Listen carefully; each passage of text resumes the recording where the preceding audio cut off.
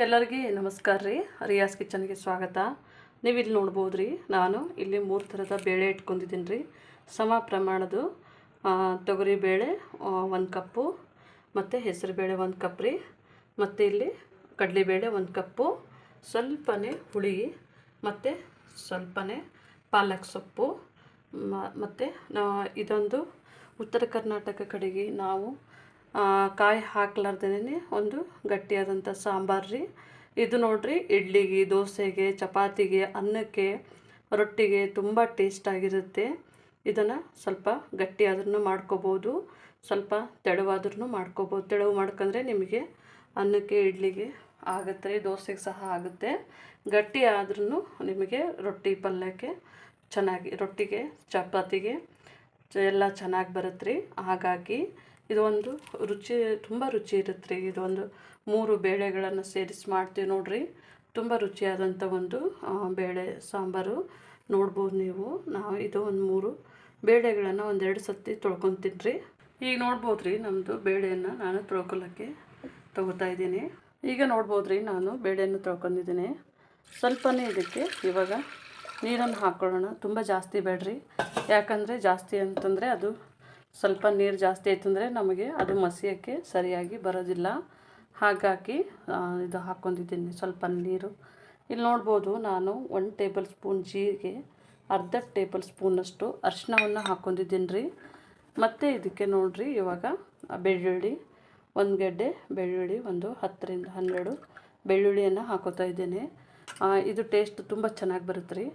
ಒಂದು 4 tomato medium size ಸಣ್ಣವು ರೀ, ಒಂದು 4 ಟೊಮೆಟೊ. ಮತ್ತು ನೋಡ್ಬೋದು ನೀವಿಲ್ಲಿ, ನಾನಿಲ್ಲಿ ಮೀಡಿಯಮ್ ಸೈಜಿಂದು ಒಂದು ಈರುಳ್ಳಿಯನ್ನು ಈ ಥರ ಹೆಚ್ಚಿದ್ದೀನಿ ರೀ. ಇದಕ್ಕೆ ನೋಡಿರಿ, ಇವಾಗ ಸ್ವಲ್ಪನೇ ನಾವು ಆಯಿಲ್ ಹಾಕ್ಕೊಳ್ಳೋಣ.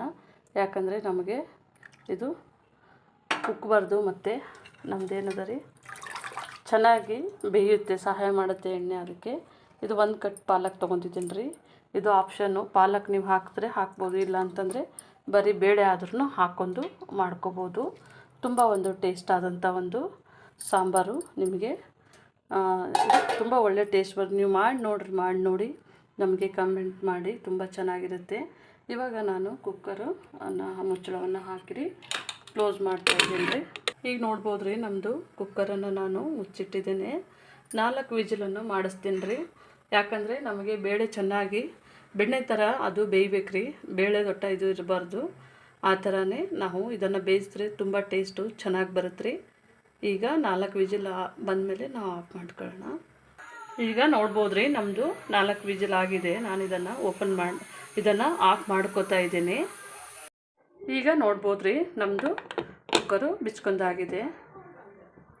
ನೋಡ್ಬೋದು ನೀವು, ನಮ್ಮದು 4 ವಿಜಿಲ್ ಆದಮೇಲೆ ಈ ಥರ ನಾವು ಹಾಕಿದ ನೀರು ಕರೆಕ್ಟಾಗಿದೆ ನೋಡಿರಿ.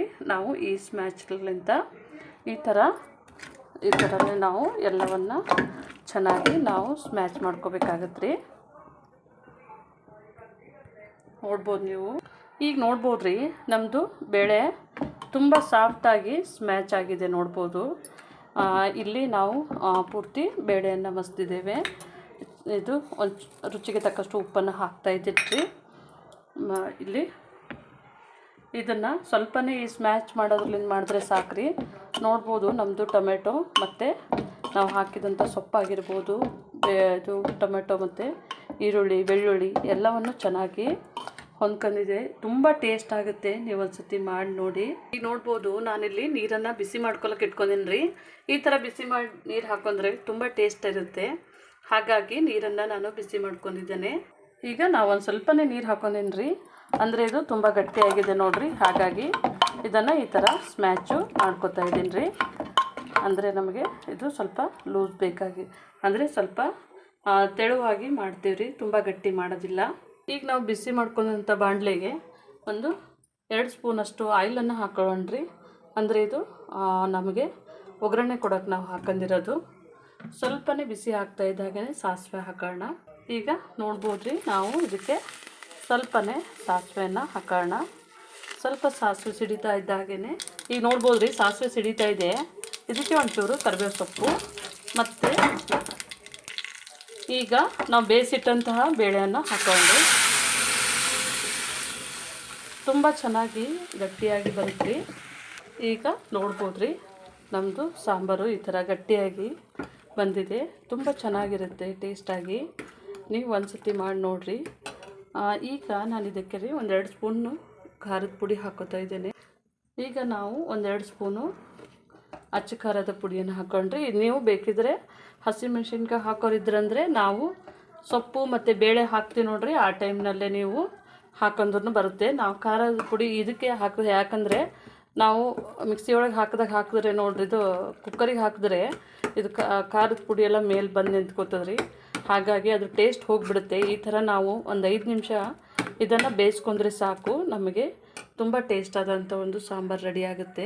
ಈಗ ನೋಡ್ಬೋದು ರೀ, ನಾನು ಇದಕ್ಕೆ ಒಂಚೂರು ಹುಣಸೆ ಹುಳಿ ಇಟ್ಕೊಂಡಿದ್ದು ನೋಡಿರಿ, ಅದನ್ನು ಈ ಟೈಮ್ನಲ್ಲೇ ಹಾಕೋಣ.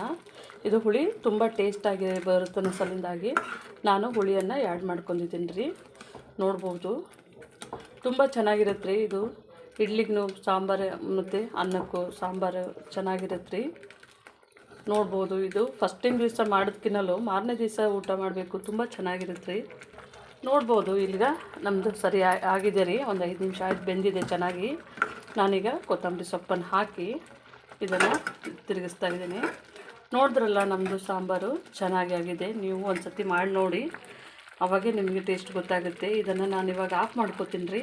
ಇವಾಗ ನಮ್ಮದು ಸಾಂಬಾರು ರೆಡಿಯಾಗಿದೆ. ನಮ್ಮ ಚಾನಲನ್ನು ಸಬ್ಸ್ಕ್ರೈಬ್ ಮಾಡಿ, ಲೈಕ್ ಮಾಡಿ, ಶೇರ್ ಮಾಡಿ. ನಮ್ಮ ವಿಡಿಯೋನ ನೋಡಿದ್ದಕ್ಕಾಗಿ ಧನ್ಯವಾದಗಳು.